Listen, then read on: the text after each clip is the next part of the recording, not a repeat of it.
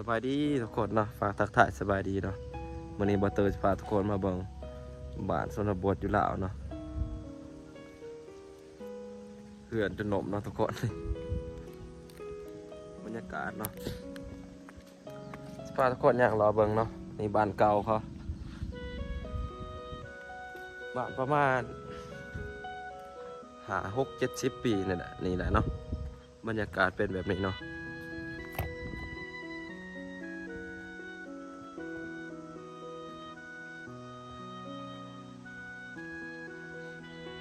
เพื่อนกอจนสิบแถบจนสิบมีเนาะทุกคนเนาะ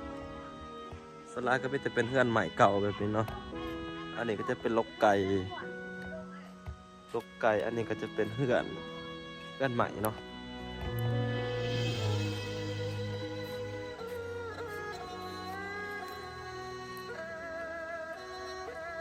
อันนี้ก็จะเป็นเราเขาตะกี้ตะกอนเนาะทุกคนเนาะอันนี้ก็จะเป็นเพื่อนหีบเนาะนี่เป็นตูแบบนี้เนาะ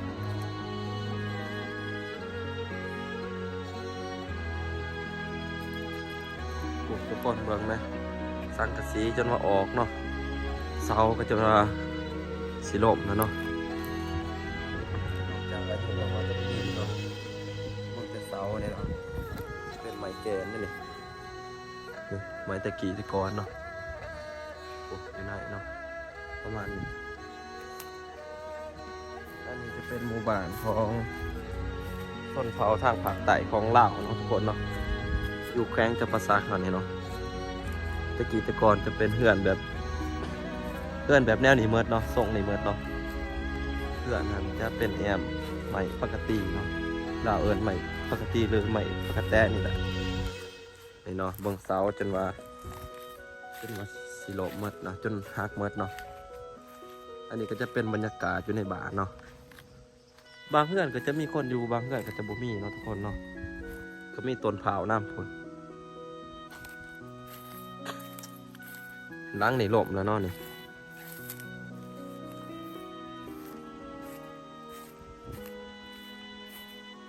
บรรยากาศก็เงียบแล้วเนาะข้างๆนั่นก็จะเป็นสวนกาแฟเนาะพาทุกคนอย่างเลาะเบิงเนาะล้างนี่ก็จนพูหมดเลยไม่แปลนอยู่เกาะนี่คือว่าคู่หมดเนาะตามกาลเวลาทางนี้ก็จะเป็นสวนมดอันนี้ก็จะเป็นกาแฟกลางเนาะ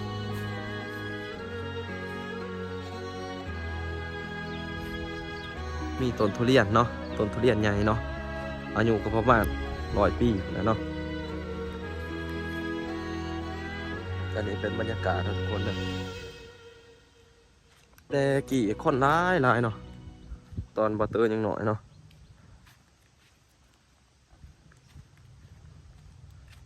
ตอนนี้ผมมีคนเนาะเขาไปอยู่คันนี้มดเนาะเขาถิ่มมดเลย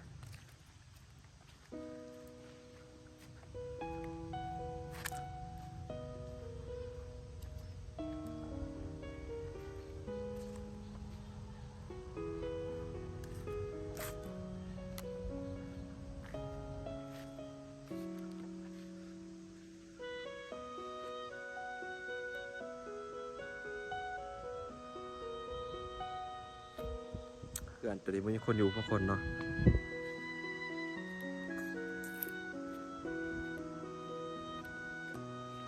อันนี้ก็บอกว่าเขาใหญ่ไปอยู่ไซเนาะ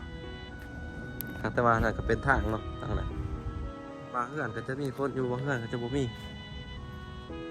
อันนี้ก็น่าจะเป็นเพื่อนหีเพื่อนยังนี่แล้วเนาะนี่เป็นแบบนี้เนาะการประมาณนี้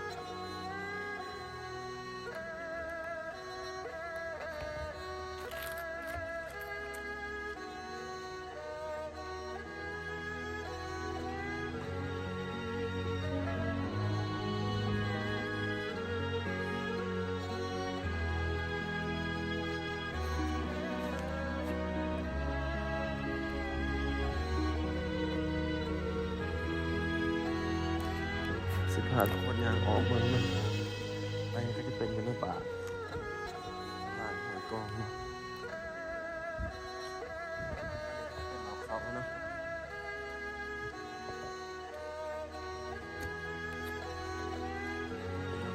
างนี้มีคนอยู่เนาะ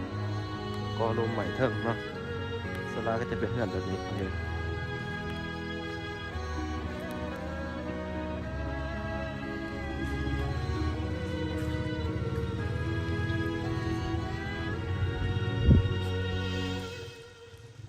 อันนี้ก็จะเล่าเขาตะกี้เนาะเป็นแบบนี้เนาะอันนี้ก็จะเป็นเหือดเล่าเขาน้ำ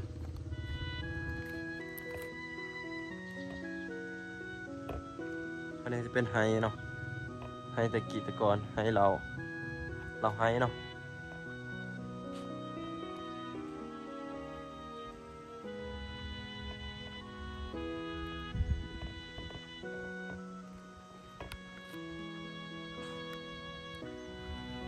ต้นน้ำใหญ่เนาะเป็นต้นน้ำใหญ่อายุก็หลายเติบมาแต่บานแล้วเนาะมีคนเหี่ยวเขานี่หมดละวันนี้บอเตอร์กับแต่มาหล่อทายเบิ่งเนาะบรรยากาศอยู่บ้านเก่าบ้านตะกี้บ้านเดิมเนาะที่เป็นเฮือนใหม่บ่มีเฮือนเก่าเนาะตะกี้ก็จะเป็นเฮือนแนวนี้เมื่อน้อยอยู่ลาวเนาะ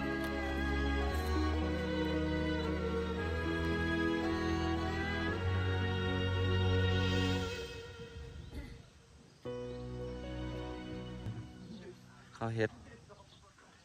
งานดองยังแล้วเนาะ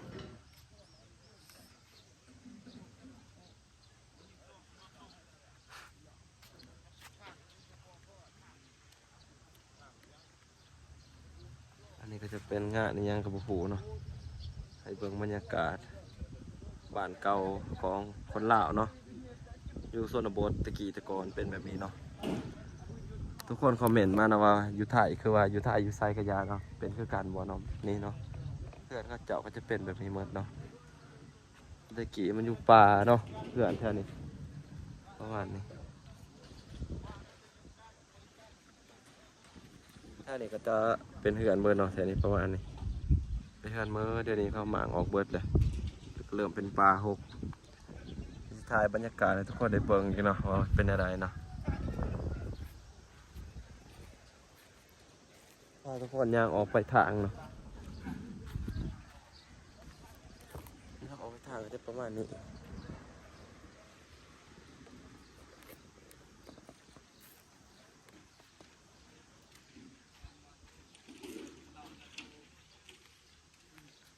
อันนี้เขาจะเฮ็ดงานเดี๋ยวเรียบร้อยแล้ว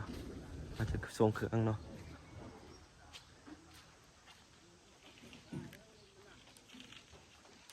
อันนี้จะเป็นต้นว่านท่านว่านนี่อยู่สวน อันนี้ก็จะเป็นต้นกาแฟกลางเนาะโรบัสต้าอาราบิก้านี่แหละ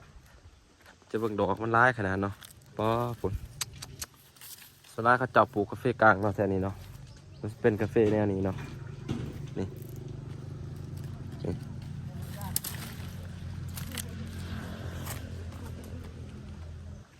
ป้าตอนนี้ดอกเป็นดอกเนาะทุกคนกาแฟอาราบิก้าโรบัสต้านี่แหละประมาณนี้เนาะต้นมีจนใหญ่เนาะอันนี้ก็จะเป็นทางเนาะอันนี้จะเป็นทางใหญ่ทางยางที่ลงเมืองอัตตปือเนาะเส้นทางสนีไปหอดอัตตปือสอดชายแดนเวียดนามทางนี้ก็จะประมาณนี้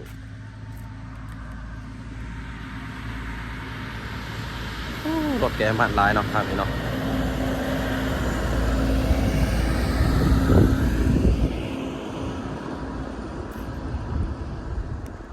คนเนาะเส้นทางนี้มันจะไปอัตตปือบรรยากาศหอมๆไปโดยผู้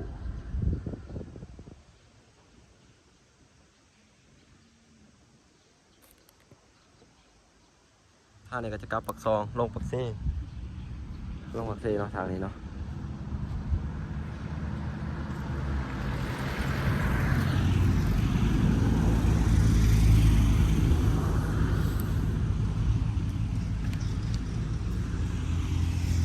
อันนี้ก็เบียร์กาแฟเนาะอันนี้เบียร์กาแฟโตเข้าปลูกขี่เนาะโตต้นโตต้นมอเตอร์ให้เบิ่งเนาะนี่เป็นเบียร์มันเนาะนี่เด้ เบียร์มันตัวน้อยเมื่อกี้เลยแล้วตัวนี้แหละมันใหญ่มากเนาะเป็นแบบนี้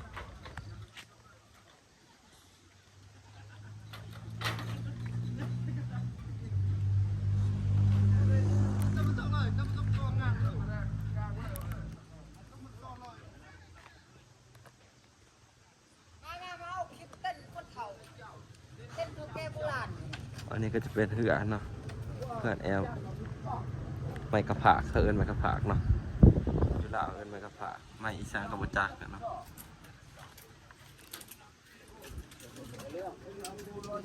แล้วงานดองบ่นี่บ่แม่นฮะงานดองบ่นี่ ลบหลังเลยดิ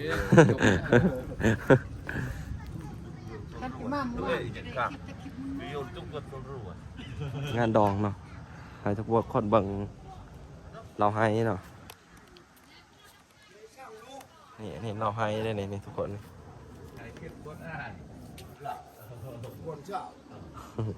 นี่เราให้ได้นี่อันนี้ก็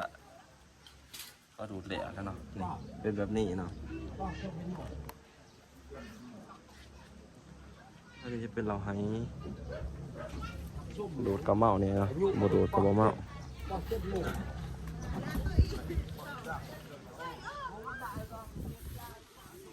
เรียกกระเพาะเนาะ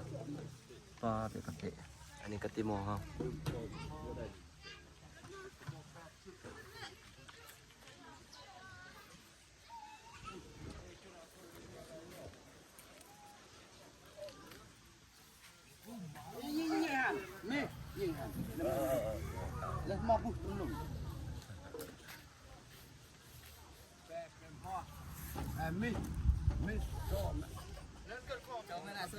แปดเนาะสำหรับบรรยากาศอยู่บ้านครับประมาณนี้เนาะทุกคนเนาะบรรยากาศก็มีคนแน่บ่แน่แล้วก็มีเพื่อนเก่าแน่แล้วก็เพื่อนลมเนาะบรรยากาศแบบเพื่อนตะกี้ตะก่อนมาเตอร์ให้ทุกคนได้เบิ่งเนาะว่าเป็นแนวใดเนาะก็จะเป็นแบบนี้เนาะเพื่อนของคนลาวตะกี้ก็จะเป็นแบบนี้หมดเนาะนี่แหละ